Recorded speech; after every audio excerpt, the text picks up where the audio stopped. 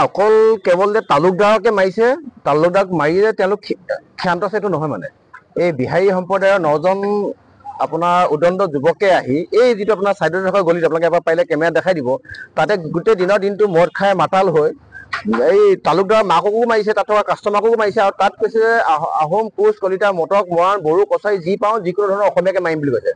আশ্চৰ্যজনক বিষয় এটাই যে 24 ঘণ্টা পাৰ হৈ যোৱাৰ পাছতো অসম পুলিচ প্ৰশাসনে উক্ত 9জন বিহাৰীক কিয় এইটো মুহূৰ্তলৈকে কাৰাগাৰলৈ নিক্ষেপ কৰা নাই। যে বিলাসিতা অসমে যেতিয়া এনেকুৱা ধৰণৰ অত্যাচাৰীৰ বিৰুদ্ধে মাত মাতে, কেতিয়াবা দুচৰ এচৰ দিয়ে, অসমীয়া জাতিটোৰ কাৰণে খিলঞ্জীয়াৰ কাৰণে মাত মাতে, তেতিয়া কিন্তু বিলাসিতা অসমৰ মানুহৰ ওপৰত সৰজমিন তদন্ত লগায়, মটৰ কেছ লগাই আমাক কি কয় ৰুমৰ পৰা তুলি আনে, আমাক বিচাৰি জেল হাজতলৈ প্ৰেৰণ কৰে। গতিকে মাননীয় এতিয়া বৰ্তমান সময়ত ডিজিপি ডাঙৰীয়াক আপোনাৰ হৰমিত সিং ডাঙৰীয়াক এটা প্ৰশ্ন সুধিব বিচাৰিছো যে আপুনি বহিৰাগত এজন ব্যক্তি হোৱাৰ কাৰণে অসমত কৰি থকা এনেকুৱা অঘটনৰ বহিৰাগতৰ মূলত ব্যক্তিসকল আপুনি ৰক্ষণাবেক্ষণ দিছে নেকি? অসমৰ মাননীয় মুখ্যমন্ত্ৰী হিমন্ত বিশ্ব শৰ্মা ডাঙৰীয়াক এটা প্ৰশ্ন সুধিব বিচাৰিছো যে আপোনাৰ নিজৰ নিউজ চেনেল আপোনাৰ কি কয় নিউজ লাইভৰ যোগেদি বাতৰি সম্প্ৰচাৰ হৈছিলে, তাৰ পাছতো এতিয়ালৈকে আপোনালোকৰ অসম পুলিচ প্ৰশাসন তথা গৃহ বিভাগে ইয়াত আপোনাৰ এই বিষয়টোৰ ওপৰত গুৰুত্ব নাই লোৱা কিয়? এনেকুৱা ধৰণৰ সৰু সৰু বিক্ষিপ্ত ঘটনাবিলাক যদি আমি যদি আওকাণ কৰোঁ, আহি থকা দিনত আমি বাদ দিওঁ আপোনালোকৰ সাংবাদিক মহোদয়সকল আপোনালোকে ইয়াতে থিয় হৈ থাকিব নোৱাৰিব। গতিকে এই দিনটো এনেকুৱা দিনবিলাকে যে আহি থকা দিনত অসমৰ কাৰণে ভয়াৱহ এটা দিন যে আহি আছে, ই এটা জলপট প্ৰমাণ। আৰু বিলাসিতা অসমে এটা কথা আপোনাৰ স্পষ্টকৈ কৈছে, আমি সদায় ন্যায় পক্ষত থাকোঁ। তাতোতকৈ এটা কথা স্পষ্টকৈ সকলোৱে জনা দৰকাৰ যে বিলাসিতা অসমৰ থলুৱা খিলঞ্জীয়া ব্যক্তিসকলৰ কাষত সদায় আছে, সদায় থাকিব। এটা কথা আপোনালোকৰ মাধ্যমৰ যোগেদি মই জনাই দিব বিচাৰিছো যে ইয়াত দাদাগিৰি দেখুওৱা কোনোবাই যদি সাহস আছে, তাৰ বিলাসিতা অসমৰ সন্মুখ সময়ত আপোনাৰ সন্মিলিত হওক, আমি যুদ্ধ কৰিম। এনেকৈ আপোনাৰ সাধাৰণভাৱে আপোনাৰ কি সৰু ব্যৱসায় এটা কৰি থকা ক্ষুদ্ৰ ব্যৱসায়ীৰ ওপৰত কোনোবা গৰমতে দেখাব, এইটো আপুনি কেতিয়া কোনো কাৰণে গ্ৰহণযোগ্য নহয়। নুনমাটি থানাৰ আপোনাৰ পুলিচে ইয়াত আহি মাৰ খাইছে, ইয়াত কি লজ্জাজনক কিবা বিষয় হ'ব পাৰে নেকি?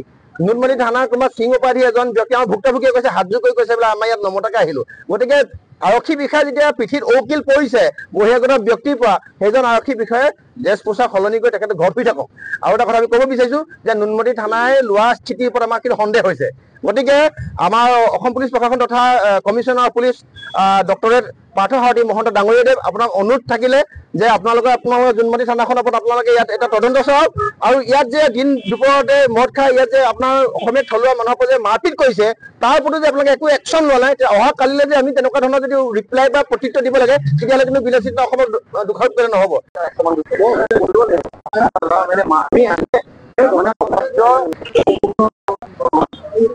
নুনমাটি থানাত যাম, আমি আয়োগ সুধিমগে যে কেছটো কিয় ৰেজিষ্টাৰ হোৱা নাই, আৰু ইয়াৰ ওপৰত তেওঁলোকে কি তদন্ত দিব।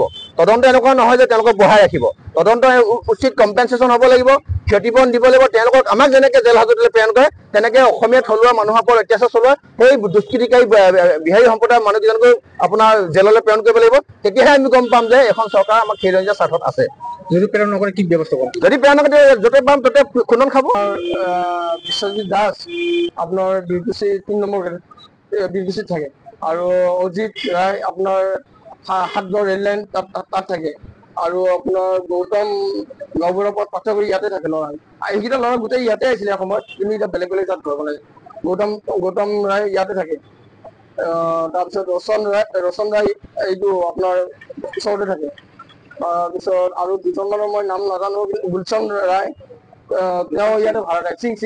গুলচন সিং তেওঁ ইয়াতে থাকে ভাড়াত, ইয়াতে জন্ম পাইছিলে, কিন্তু মাজতে বিয়াত গৈছিলে, এতিয়া ইয়াতে ভাড়া থাকে। আৰু আপোনাৰ দেৱেশ ৰায় তেওঁ কলেজৰ ওচৰত থাকে। আৰু বহুত বেয়াকে মাৰিছে, মই এতিয়াও ইমান সুস্থ নহয়, কিন্তু মই মানুহবিলাক বিচাৰি আছে দোকানত, সেইকাৰণে মই ওলাই আহিছো। মই ৰেষ্টত থাকিব লাগে, মই এতিয়াও ট্ৰিটমেণ্ট চলি আছে। সিহঁতে মোক পইচা দিম বুলি কৈছে, ট্ৰিটমেণ্টৰ যিমান খৰচা হৈছে 3 লাখ টকা দিম, কেছটো উঠাই লৈ এনেকে কৈছিলে মোক আজি যিমান আগত প্ৰভাকৰ বুলি ল'ৰা টকা দিম বুলি কৈছিলে, যে এনেও আমাৰ ল'ৰা বেল পাবই, নুনমাটি থানাই একো কৰিব নোৱাৰে, লুমো বুলিব নোৱাৰে, বেল পাব। উকিলক দিয়াতকে পিছত তোমাক এনে বেল পাই ওলাই আহিলে ঘৰত সোমাই মাৰিব তোমাক বুলি নহয়, গোটেই অসমীয়া অসমীয়া কিমান এইটো কথা মই ক'ব পাহৰি গৈছিলো, অসমীয়া 100-150 আমি কাটিম এনেকে কৈছিলে। তোমাক কিমান টকা অফাৰ দিছে? 3 লাখ এনেকে কৈছিল। 2 লাখ লাগে 3 লাখ লাগে লৈ লোৱা।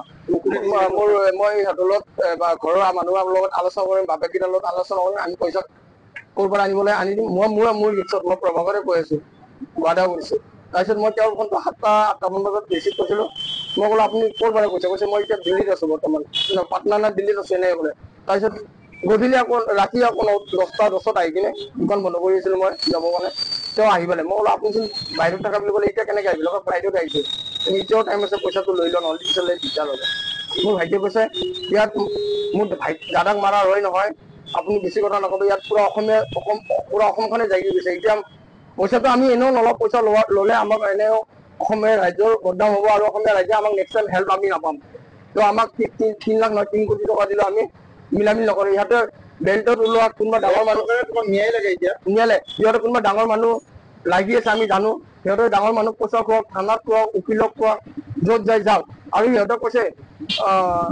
যে চিপি তাৰপিছত ডিজিপি যিমান শ্বেয়াৰ আছে গোটেই কিনিম প্ৰভাকৰে এনেকৈ কৈছে লাগিলে চব শ্বেয়াৰ কিনিম